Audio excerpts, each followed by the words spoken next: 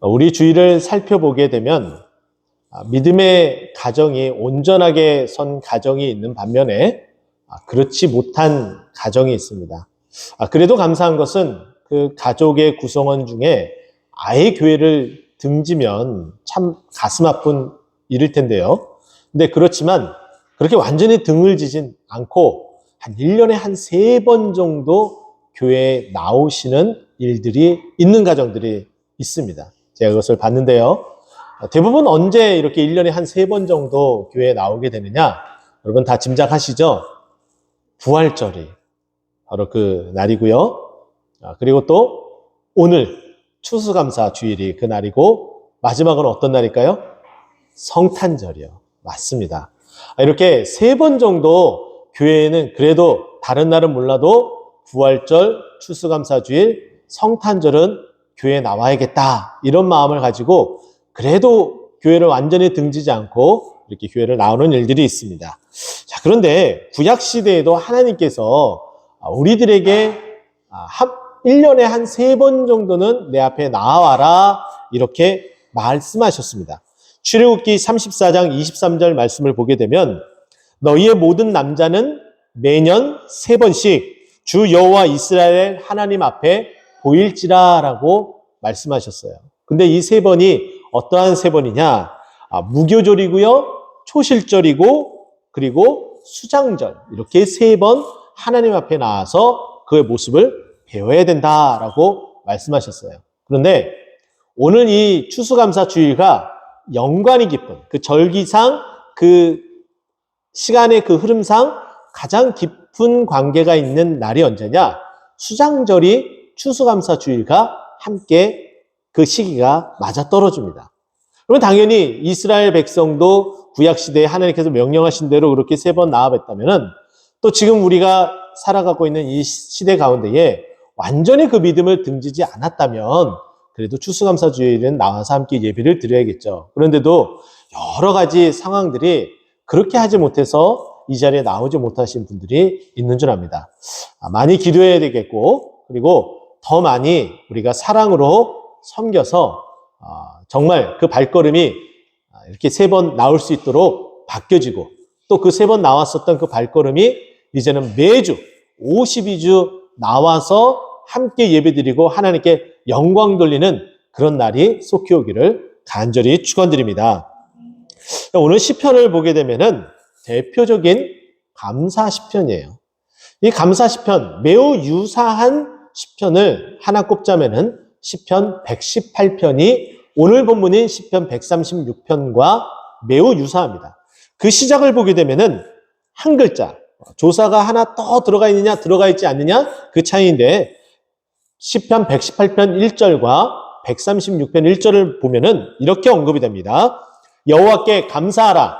그는 선하시며 그의 인자하심이 영원함이로다. 이게 시편 118편 1절 말씀이에요. 근데 우리가 봤었던 시편 136편 1절은 그 마지막 그의 인자하심이 아니라 그 인자하심이 영원함이로다 해서 한 글자만 빠지게 되어 있어요.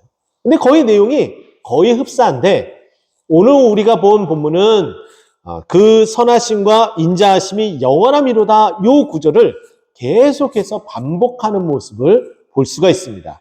그래서 조금 더 우리가 이 말씀을 통해 깊이 있게 헤아려 보고 하나님 앞에 감사할 수 있는 시편이 시편 136편이 될 수 있다는 거죠. 자, 그러면 시편 136편의 구조를 먼저 살펴보면은 이렇습니다. 1절부터 우리가 읽기 바로 직전인 9절까지 말씀을 보게 되면은 하나님의 창조 기사에 대한 하나님의 운행하심, 하나님의 이끄심에 대한 내용을 우리에게 말해주고 있고요. 9절, 오늘 본문 말씀인 10절부터 16절까지는 하나님께서 출애굽을 행하시는 그 내용에 대해서 하나님 앞에 감사하는 메시지로 담겨져 있습니다. 그리고 나서 17절부터 25절까지는 가나안 땅을 정복하게 되는 그 내용을 담겨져 있고 그리고 마지막 대더는 마무리를 하며 26절 하늘의 하나님께 감사하라 그 인자하심이 영원함이로다 라고 마무리를 하며 감사로 시작해서 감사로 끝나는 시편입니다. 우리네 인생도 이랬으면 좋겠습니다. 어느덧 우리의 입에서 계속 감사의 그런 소리들이 계속 울려 퍼지고, 그리고 주님 부르실 그날까지 우리 입에서 계속 되뇌어 있는 그 소리가 처음 시작과 마지막이 다 감사로 끝나는, 그리고 그 중간도 계속해서 우리가 주님 앞에 감사할 수 있는 우리 모두가 되기를 간절히 축원드립니다. 우리 교회가 이제 이 시점에서 감사해야 될 제목이 많겠죠. 앞으로 이제 더 많은 감사들이 우리에게 차고 넘쳐질 터인데, 우리 그때마다 하나님 앞에 정말 크게 감사해서 하나님께 영광 돌리는 우리 모두가 되었으면 좋겠습니다. 자, 그러면 이 감사의 제목을 한번 우리가 꼽아보면서 하나님께서 우리를 어떻게 이끄시고 우리에게 어떠한 은혜를 베푸셨는지 오늘 저는 본문 말씀을 통해서 세 가지를 크게 그런 내용을 묶어주고 싶고요. 그 가운데에 여러분이 아주 디테일한 것들을 스스로가 체크를 해서 확인해 보면 오늘 하나님의 말씀에 큰 은혜가 될 줄 믿습니다. 저는 첫 번째 우리의 감사의 제목을 뽑아본다면은 첫 번째는 구원의 하나님께 감사해야 됩니다. 저는 이렇게 나누고 싶어요. 여러분 보세요. 오늘 본문 말씀 보니까 이스라엘 백성이 어디에서 지금 살고 있었습니까? 10절 말씀 보면은 그들이 있었던 그 장소를 애굽이라고 칭하고 있어요. 애굽은 하나님께서 약속하신 땅이 아니에요. 이곳에 있으면은 이들이 보고 배우는 것은 우상이었습니다. 우상을 섬길 수밖에 없었어요. 그러면 그 죄악 가운데 있다면 그 우상 숭배하는 것을 가장 가증히 여기고 가장 싫어하시는 하나님께서 이 이스라엘 백성을 구원으로 인도하리는 만무하다는 거죠. 그런데 하나님이 선택한 이 백성을 어떻게 하시느냐? 하나님이 구원하기 위해서 이들을 이제 그 수가 차게 되니까 이 이스라엘 백성들을 출애굽해서 가나안 땅에 들이시려고 계획하시고 작정하시고 한 사람 지도자 모세를 보내게 되었습니다. 그래서 이스라엘 백성이 모세와 함께 출애굽을 하게 되는데 장애물이 따랐어요. 그 장애물은 무엇이냐면은 애굽 왕 바로가 신으로 추앙받는 또 신이었다고 말할 수 있는 그 자리에 있는 이 애굽 왕 바로가 결코 이 노예 생활을 하고 있는 이 노예였었던 이스라엘 백성들을 놓지 않는 거예요. 그 마음을 하나님께서 출애굽께서는 강팍해 하셨다라고 이야기를 합니다. 그렇게 해서 이스라엘 백성은 오히려 노역이 무거워지고 힘든 가운데 있었고 이들이 보고 배운 것으로 인해서 하나님에 대한 인식과 인지함은 점점 사라지고 있는 상황이었어요. 근데 이들을 하나님께서 선택하셨기 때문에 이들을 구원으로 인도하시기 위해서 대대적인 프로젝트를 진행하기 시작을 합니다. 그것은 애굽에서 보고 그리고 느끼고 인지할 수밖에 없었던 그 상황 가운데 있는 10가지 재앙. 이 10가지 재앙은 애굽의 10가지 신들, 대표적인 10가지 신들에 대한 심판이었다는 것이죠. 바로 이렇게 10가지 재앙을 통해서 우리가 애굽에서 보고 느끼고 그리고 인지하고 있었던 그 신들은 진짜 신이 아니구나. 우리가 믿어야 될 하나님이 진짜 이들을 다 짓누르시고 이기셨는데 우리가 믿는 하나님이, 우리가 따라야 될 그 하나님이 정말 최고의 신이구나. 하나님만 살아계시는구나. 이것을 느끼고 깨닫게 해주시는 거예요.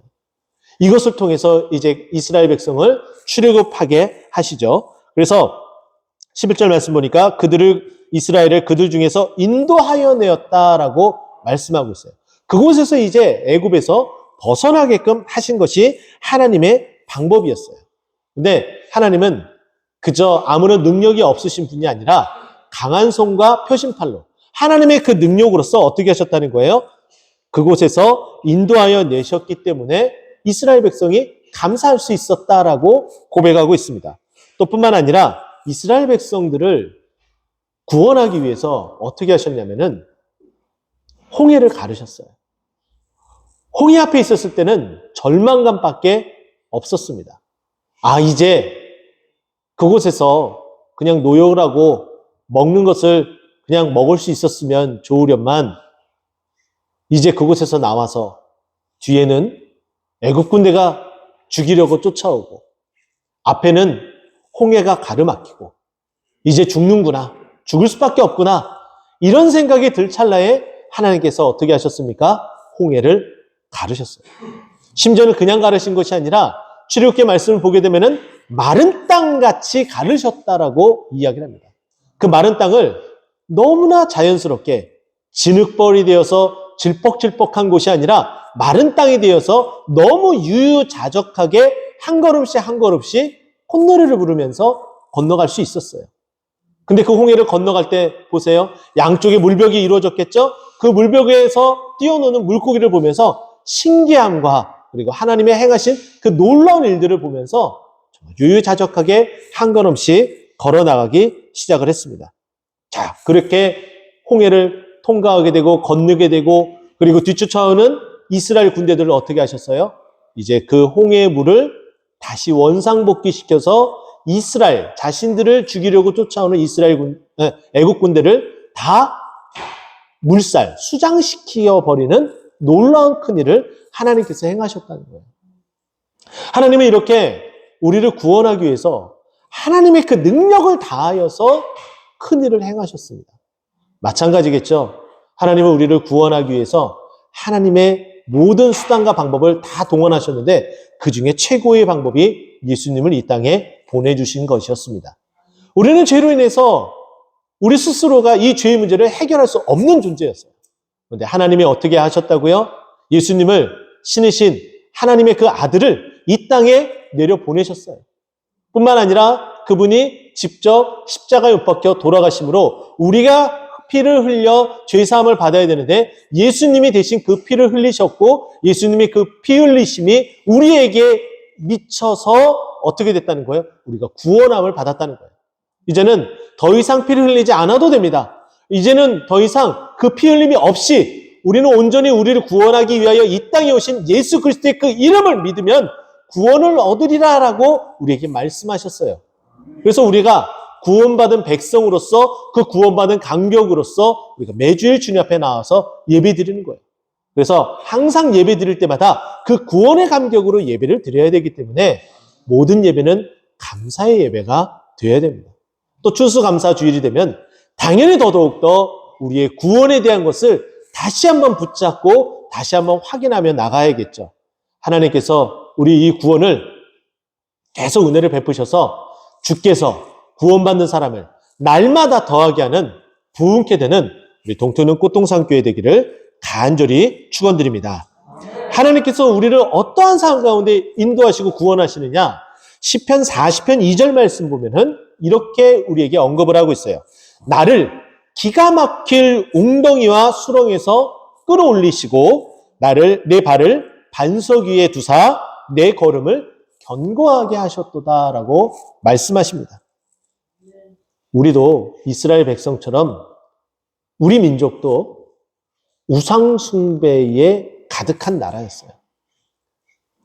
근데 120년 전에 선교사님을 보내주시고 복음을 받아들일 수 있도록 은혜 베푸시고 교회가 세워지게 하고 지금에 이르기까지 되었습니다. 잘못된 미신, 잘못된 믿음도 참 많았습니다. 근데 그럼에도 불구하고 하나님께서 우리를 너무나 사랑하셔서 이제 올바른 믿음 또 정말 참 하나님을 믿고 따라갈 수 있게 만드셨다는 거죠. 그래서 우리를 구원하신 거예요. 이 구원의 감격으로 하나님 앞에 크게 감사하는 우리 모두가 되기를 간절히 축원드립니다. 저는 두 번째는 인도하신 하나님께 감사했으면 좋겠습니다. 할렐루야. 오늘 본문 말씀 11절, 12절, 16절 말씀 보면은 구체적으로 인도한다라는 표현이 나오고 있어요. 11절 보세요. 이스라엘을 그들 중에서 인도하여 내신 이에게 감사하라.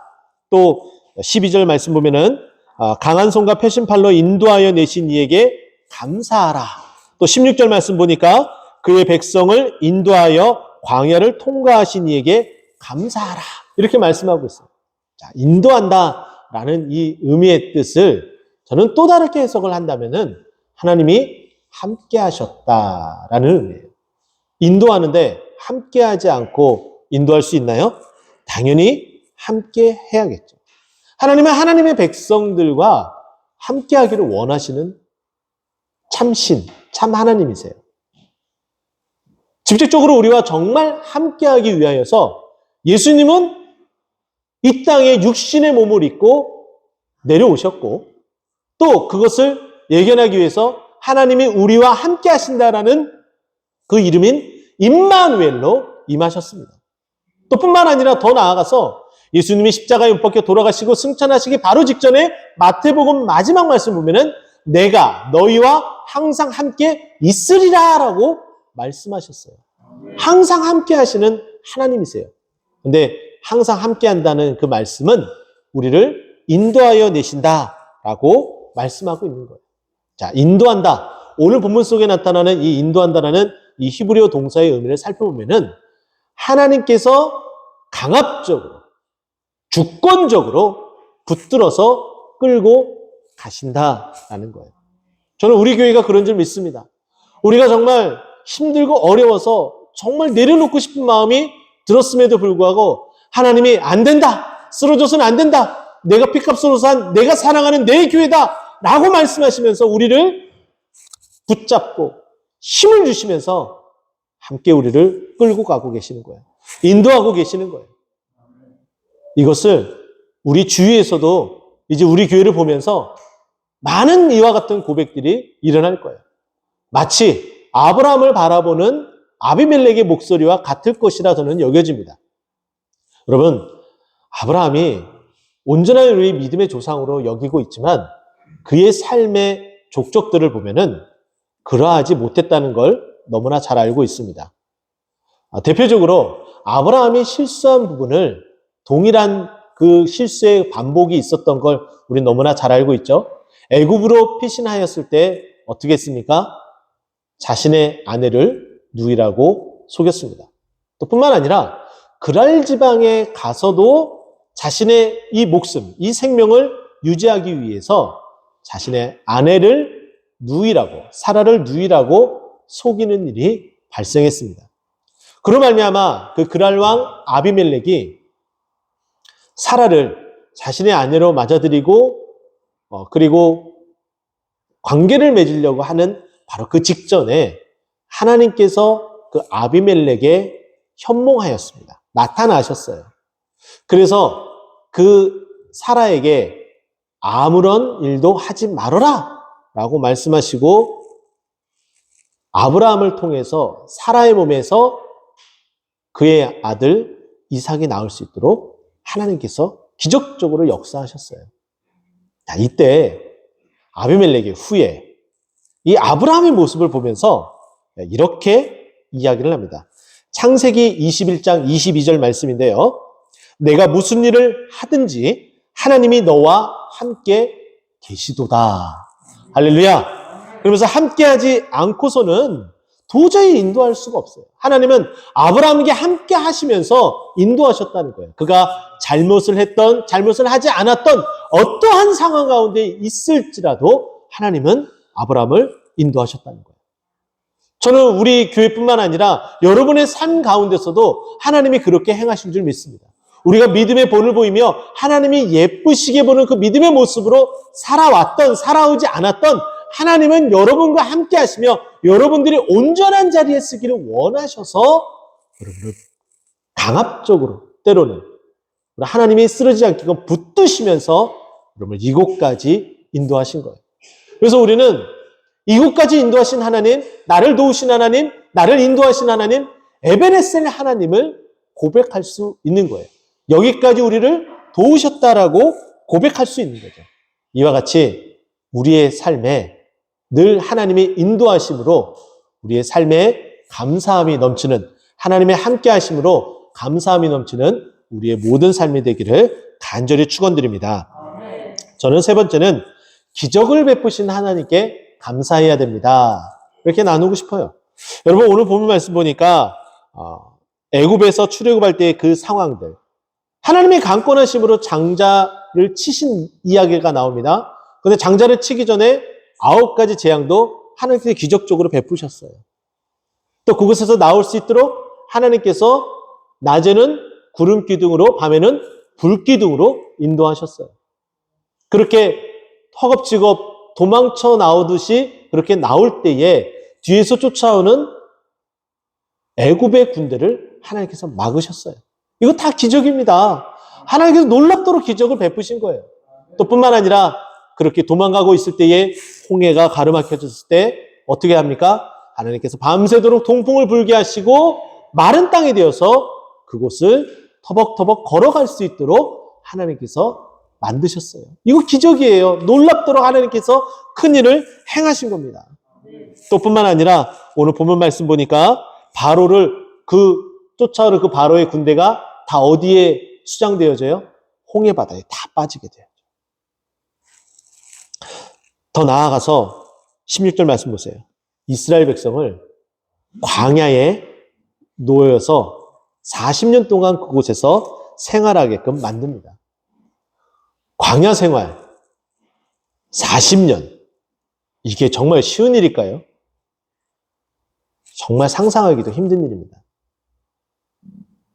광야는 그 광야를 벗어나지 못하게 되면 찾아오는 것은 죽음밖에 없어요. 근데 이스라엘 백성은 40년 동안 광야를 생활하며 죽지 않았어요. 그들의 그 40년의 그 생활을 신명기 29장 5절은 이렇게 우리에게 설명을 해줍니다. 주께서 40년 동안 너희를 광야에서 인도하셨거니와 너의 몸의 옷에 낡지 아니하였고 너의 발의 신이 헤어지지 아니하였다. 혹시 여기 앉아 계신 우리 성도님들 가운데 지금 신은 신발이 40년 된 신발이신가요? 40년 전에 입었었던 옷을 아직도 입고 계신가요? 네, 몸매 관리를 굉장히 잘하신 겁니다. 40년 된 옷 입을 수가 없어요. 40년 된 신발 신을 수가 없습니다. 그런데 그 신이 어떻게 됐다고요? 낡아지지 않았대요. 그 옷이 어떻게 됐다고요? 헤어지지 않았대요. 이게 왜 가능해요? 하나님이시기 때문에 가능합니다. 할렐루야. 우리의 삶에 이와 같은 기적을 베푸셨어요. 광고 시간에 말씀을 드렸죠. 하나님께서 우리 교회에 기적을 베푸셨어요. 놀랍도록 이제 환경이 완전히 바뀌었죠. 계속해서 우리에게 놀라운 은혜를 베푸실 거예요. 이렇게 엘리들을 바꾸는 놀라운 그 기적의 은혜를 주셨던 것처럼 이보다 더 큰 은혜를 주실 거예요. 그런데 이렇게 우리의 환경을 바꿔주신 하나님의 이 기적은 아주 작디 작은 거예요. 진짜 하나님의 크신 기적은 무엇이냐면은 우리를 구원하기 위해서 예수님이 이 땅에 오신 겁니다. 할렐루야. 그리고 우리가 어떠한 난관에 부딪힐지라도 우리가 그 난관에서, 그 어려움에서, 그 고통과 그 숨을 조이는 그 힘듦과 그 어려움 속에서 우리를 이끌어내서 살게 하신다. 이게 기적입니다. 할렐루야. 기적의 하나님은 지금까지도 우리를 인도하셨던 것처럼 앞으로도 우리에게 기적을 베푸실 하나님인 줄 여러분 믿으시기 바랍니다. 이제 말씀을 마무리하고자 합니다. 우리의 감사의 제목을 꼽자면 첫째는 구원의 하나님, 하나님께 감사해야 되겠고요. 두 번째는 우리를 인도하신 하나님, 함께 하신 하나님께 감사해야 되겠고, 세 번째는 우리에게 기적을 베푸신 하나님께 감사해야 됩니다. 그렇게 우리가 감사할 때 주님께 영광 돌리는 우리 동토는 꽃동산교회가 되고 주님의 영광을 나타내는 동토는 꽃동산교회 되기를 간절히 축원드립니다. 기도하겠습니다.